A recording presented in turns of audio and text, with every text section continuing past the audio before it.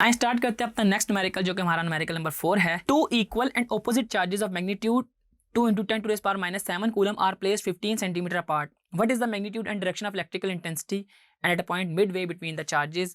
What force would act on a proton placed there?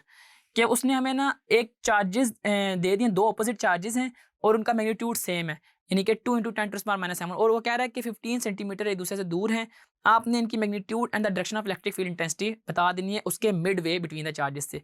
कि for example आपके पास last हमने जो न्यूमेरिकल किया था सेम उसी तरह की डायग्राम है कि आपके पास दो चार्जेस हैं और दोनों के दरमियान में हमारे पास एक पॉइंट है और ये दोनों का जो मैग्नीट्यूड है वो हमारे पास 2 × 10⁻⁷ है।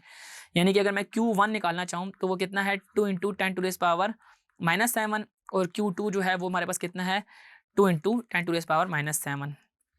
और इनके दरमियान टोटल डिस्टेंस जो था वो था 15 सेंटीमीटर, और 15 सेंटीमीटर को जब आप मीटर्स में डिवाइड करें, मीटर्स में कन्वर्ट करें तो 15 डिवाइड बाई 100 करेंगे तो दैट इज़ 0.15, और 0.15 को जब मैं 2 से डिवाइड कर दूं यानी कि जो एक सेंटर से लेकर तक का डिस्टेंस है वो मेरे पास आता है 0.075, यानी कि जो R है R1 और R2 मेरे पास 0.075 के इक्वलेंट हैं। ठीक है जी, 0.075 के इक्वलेंट हैं।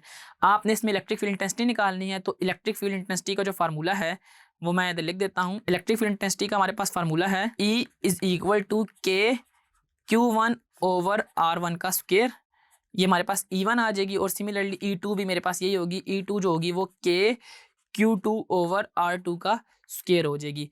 इनकी वैल्यूज इसके अंदर पुट इन करते हैं, 9 × 10⁻9 इंटू Q1 है मेरे पास 2 × 10⁻⁷, और R1 जो है मेरे पास है 0.075।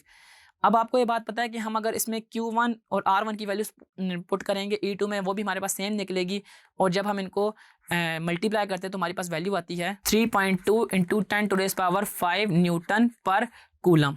ठीक है जी, ये हमारे पास की वैल्यू आती है। और आपको ये बात पता है कि अगर E1 ये है तो मेरे पास जो टोटल E होगी वो मेरे पास किस चीज़ के इक्वल होगी, E जो होगी वो E1 + E2 के इक्वल होगी। और जब हम 3.2 × 10⁵ और 3.2 × 10⁵ को आपस में ऐड करेंगे तो हमारा आंसर आएगा 6.4 × 10⁵ न्यूटन पर कूलम। ठीक है, तो ये आपके पास टोटल E की वैल्यू आ गई।